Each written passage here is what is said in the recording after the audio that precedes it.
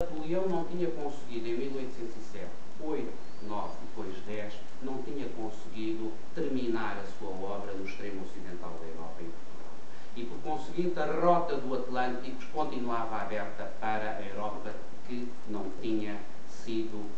bloqueada, não tinha sido fechada à influência francesa. Mas há mais, todos nós nos lembramos que em 1806, depois da derrota do esmagamento, primeiro da Áustria e depois da Prússia, quando Napoleão praticamente dominava a totalidade do continente europeu, um senhor, professor em Berlim, chamado Fichte, no inverno de 1806 para 1807, proferiu os célebres discursos à nação alemã. Mas não só, havia sinais por toda a Europa de descontamento e de resistência passiva que queria ter. O Tirol sublevou-se em 1808. Em 1809 e 11, o regime começou a ter rupturas internas. As duas figuras mais importantes da ordem napoleónica eram o intendente-geral da polícia, Fouché, polícia política, polícia da repressão e da censura, e foi compliciado numa tentativa de derrubo do regime, e perdeu Napoleão, sobretudo, o seu maior esteio, o homem de maior inteligência e abertura, que era Talleyrand. Em 1811, o ministro dos Estrangeiros da França, o homem que tinha concebido a política de alianças e de enganos sucessivos que tinham permitido que a França chegasse à fronteira da Rússia, também entrava em desgraça, caía em desgraça. Aquilo que nós poderemos ver, quer no catálogo, que contém elementos importantes sobre a componente portuguesa e graças aos bons ofícios de Sua Excelência o Sr. Embaixador da Rússia, podemos agregar aos documentos já existentes em Portugal provas interessantes sobre os prisioneiros portugueses caídos nas mãos dos russos durante a campanha de 1812 e, contrariando a tese que era um bocado romântica e nacionalista do século XIX, os portugueses ofereceram-se voluntariamente ou desertaram voluntariamente para as linhas russas porque se sentiam contrariados, integrando aquele exército que era um puzzle de povos levados para a Rússia sem relação direta com o interesse de cada um e dos seus estados respectivos. A derrota da Rússia, de facto, a campanha da Rússia, do ponto de vista daqueles que a analisam do ponto de vista político, é produto, e a derrota francesa é produto de todas estas circunstâncias a que já aludi, é produto do desconhecimento profundo que havia em França sobre a Rússia. A França, a Academia Francesa, que produzia o conhecimento francês, que estava na dianteira do conhecimento do seu tempo, possuía, como os próprios memorialistas que acompanharam Napoleão, possuíam um conhecimento muito precário da realidade russa, das crenças, da organização social, do tipo de produção, das instituições, da psicologia russa. Em segundo lugar, a campanha foi um desastre ou um pesadelo logístico. Napoleão estava habituado a batalhas de fronteira, estava habituado a campanhas rápidas e fulminantes. E tal como aconteceu mais tarde, no século passado, em 1941,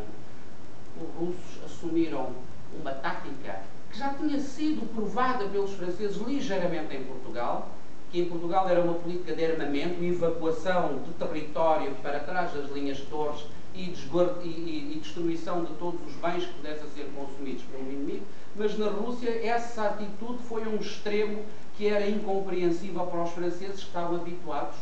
toda a Europa, a socorrer-se do saque e do roubo de toda a produção dos territórios por onde passavam, deixando atrás de si um esteio de morte e de destruição. E na Rússia foram os próprios russos que contrariaram e que destruíram a sua própria propriedade. E já aludi, o exército invasor era um exército desmotivado. E nós temos memórias portuguesas, de facto, que confirmam aquilo que o velho sargento Borgonha, um velho guerronhar, um homem da base do exército que deixou nas suas memórias da Rússia, já tinha dito a respeito de polacos, de austríacos, de prussianos, de italianos, e eles não queriam combater. As tropas estrangeiras que invadiram a Rússia portaram-se fizeram-no sem convicção, fizeram-no por brio, por conhecimento que tinham, mas não houve de facto um grande envolvimento dessas tropas, porque grande parte delas, é o caso das portuguesas, como agora sabemos, conseguiu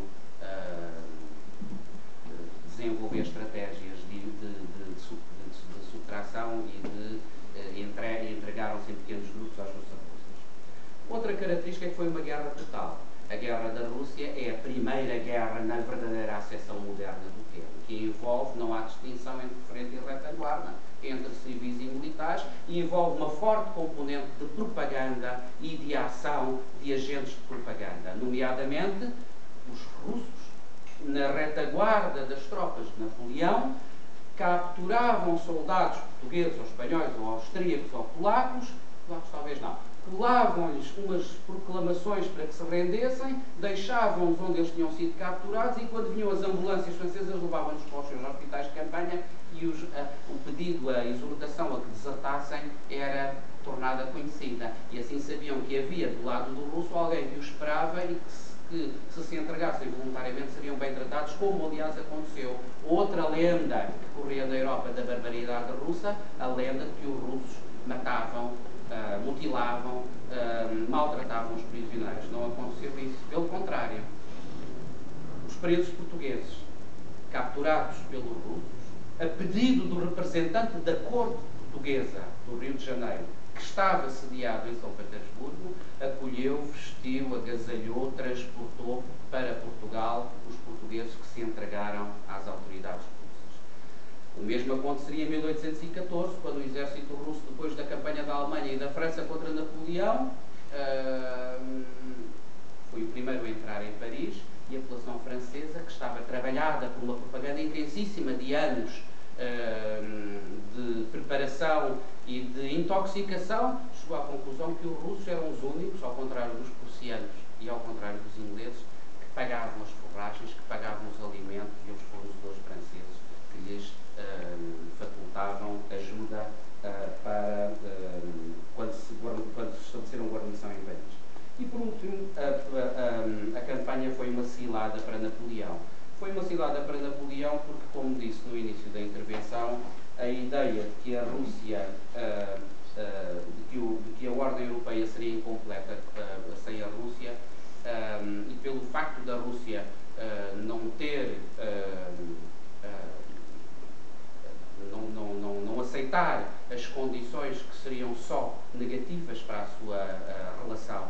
que era desigual com Napoleão, a invasão de Napoleão pela Rússia implicava uma derrota total ou uma vitória. E logo desde o início do conflito se viu que a França nunca venceria aquela batalha. Em relação à exposição, depois teremos todo o gosto em mostrar vitrine por vitrine, porque eu julgo que há elementos que merecem destaque. Obrigado.